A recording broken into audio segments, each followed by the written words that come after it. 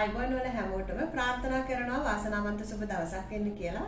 ඉතින් අද ඔයාලට මම අරගෙන ආවේ ලංකාවේ විදියට කොහොමද කුරහන් රොටි හදාගන්නේ කියලා. ඉතින් හරිම විශේෂ කෑමක් තමයි. ගොඩක්ම පෝෂය තියෙන පෝෂජනක කුරහන් රොටි. හරිම ලේසියෙන් හදාගන්න පුළුවන් ඉන්ග්‍රීඩියන්ට්ස් දෙකක් විතරයි අවශ්‍ය වෙන්නේ. අපි බලමු කොහොමද මේක හදාගන්නේ කියලා. වීඩියෝ එකට යන්න කලින් මතක් කරනවා. ඉතින් ඔයාලා තාමත් මaleedesilva කියන මගේ channel එක subscribe කරලා නැත්නම් subscribe කරලා channel එකට එකතු වෙන්න කියලා ආදරේ මතක් කරනවා. එහෙනම් අපි බලමු කොහොමද මේක හදාගන්නේ මොනවද ඕන වෙන්නේ කියලා. මේ සඳහා අවශ්‍ය වෙන්නේ ingredients දෙකක් විතරයි.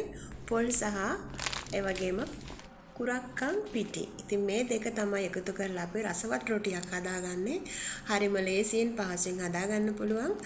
ලුණු ටිකක් විතරක් එකතු කරලා අවශ්‍ය පදමට වතුර දාලා ඔයගොල්ලන්ට පුළුවන් මේක අනාගන්න.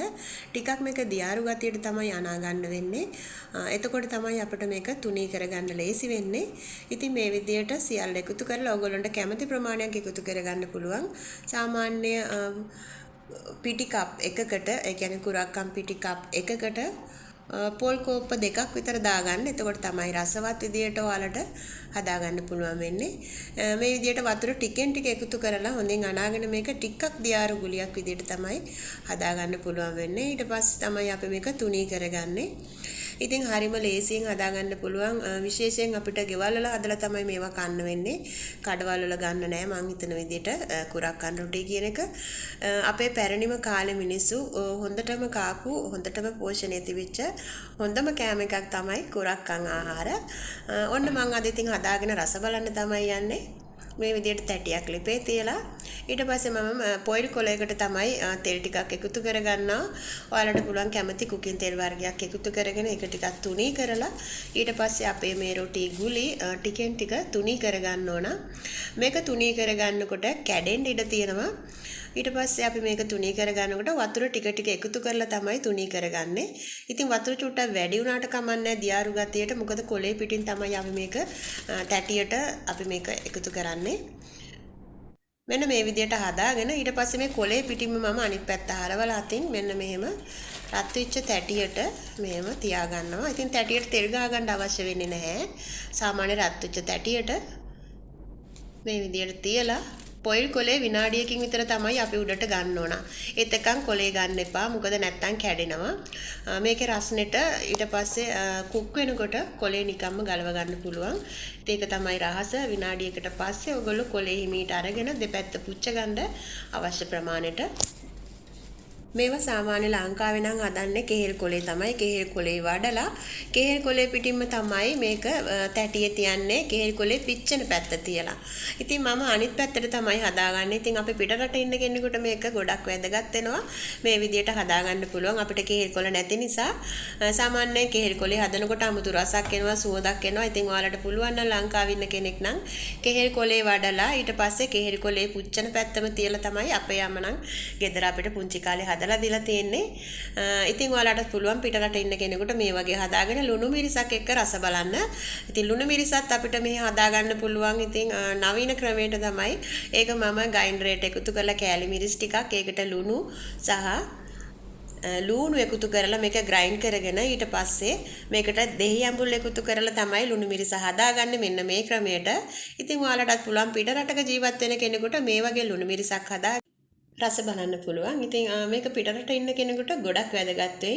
මේ විදියට හදාගෙන හැමදාම සුදු පිටි වලින් කෑම බීම කනවට වඩා ටිකක් මේ වගේ විශේෂ දෙයක් හදාගෙන කනවා නම් ඕගොල්ලන්ගේ ශරීර සෞඛ්‍යයට ගොඩක් හිතකරයි කියලා මම හිතනවා.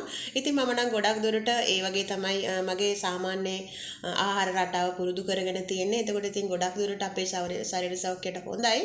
ඔයාලටත් පුළුවන් මේ වගේ පොඩි ට්‍රිප්ස් අනුගමනය කරලා ඕගොල්ලන්ගේ ශරීර සෞඛ්‍ය ඕගොල්ලොම රැකගෙන ආහාර රටාව වෙනස් කරගෙන පෝෂ්‍යදායී ආහාර අරගන්න.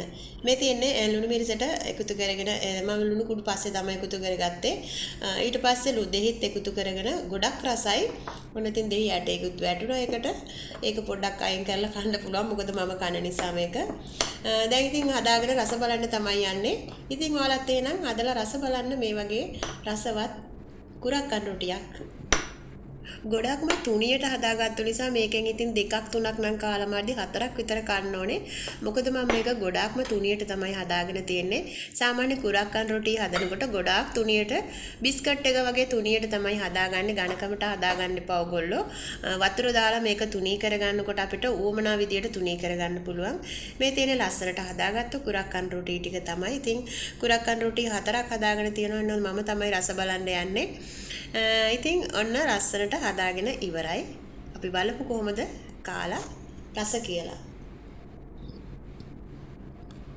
ඇත්තටම ගොඩාක්ම සුවඳක් එනවා මේක කුරක්කන් රොටි පිච්චිලා එනකොට. හරිම සුවඳයි. අපිට ලංකාවේ දැනෙන කෑම සුවඳ තමයි මෙතන එන්නේ ලුණු මිරිසත් එක්ක. ඉතින් හරිම රස කෑමක්.